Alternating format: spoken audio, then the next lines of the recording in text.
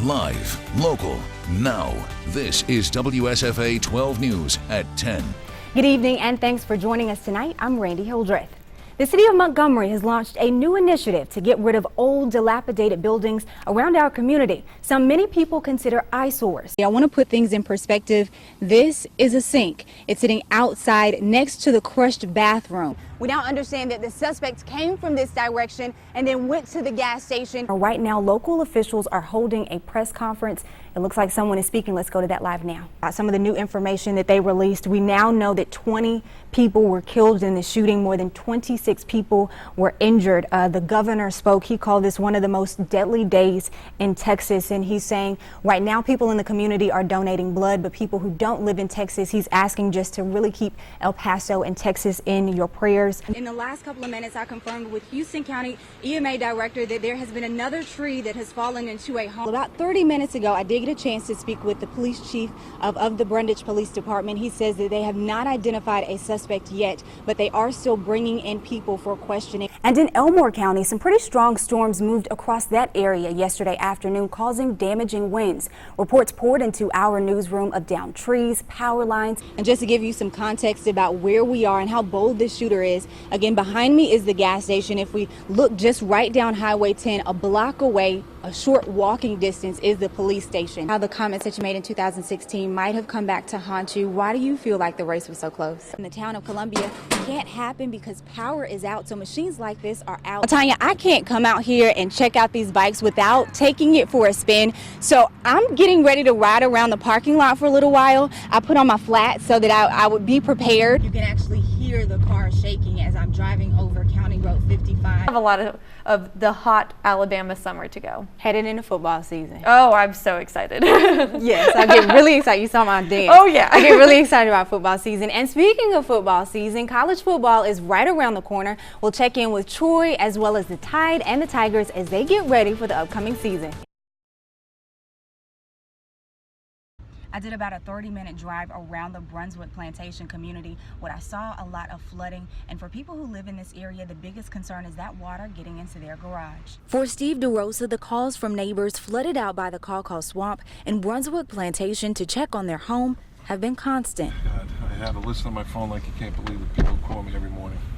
It's a task he took on, just a neighbor helping a neighbor. I'm such a people person. Since the hurricane came in, I started going around then and been going around twice a day ever since. He drove me around the community in his truck so I could see the damage. This Hurricane Matthew was mainly just rain that we had to wait till it stopped, but this one it's all backing up and coming backwards. That's never happened to us before. We saw some dry spots, but also navigated through brown water that reached nearly halfway up the door. There's several pumping stations that pump the sewage out, and they're all in default. At one point, turning around because the water was just too deep, a drive many of his neighbors can't make. So they got at least over a foot of water. Roughly 600 homes in the back of the Brunswick Plantation community had water at least to their garage. I'll show you my house. Including his. It's sad, but at the same point, like I say, most people only got water in the garage, so if that's the worst that happened to you, you can live with that. Now the hope is that this water will dry up in this community by next week. In Brunswick County, Randi Hildreth. The sound of gunfire rips through GWC housing complex Monday. Police say the targets, responding officers.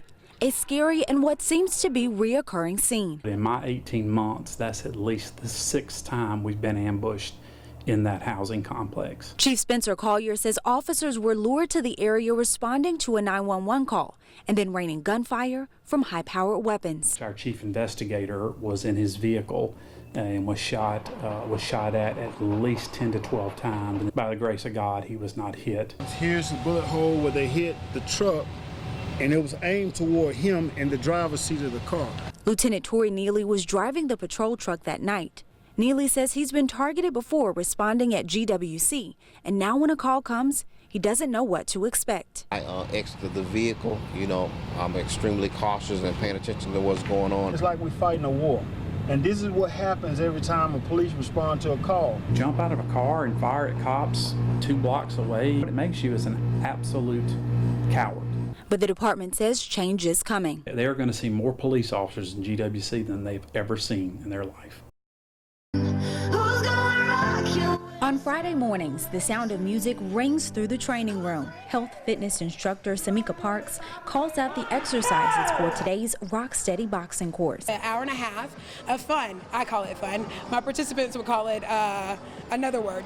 After the warm-up, the real work begins. There you go. Thank you. You put boxing gloves on somebody and this fight comes out of nowhere. We're gonna start with the speed bag. Today's personal fight for class participants stop their progression of Parkinson's disease.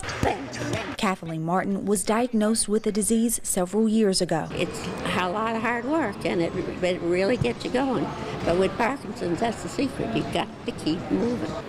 Studies show that people diagnosed with Parkinson's slow the progression of the disease if they're more active. I was born from a guy that had Parkinson's who was very active. He started working out again, and he started to see that his symptoms, his tremor, his gait, even some cognitive issues were getting better. Participants move through each station, knuckled fist to boxing bag, fighting. Once they have the fight, I have the tools. We put those two things together, and we're unstoppable. When I learned in the beginning I had it, I was so depressed.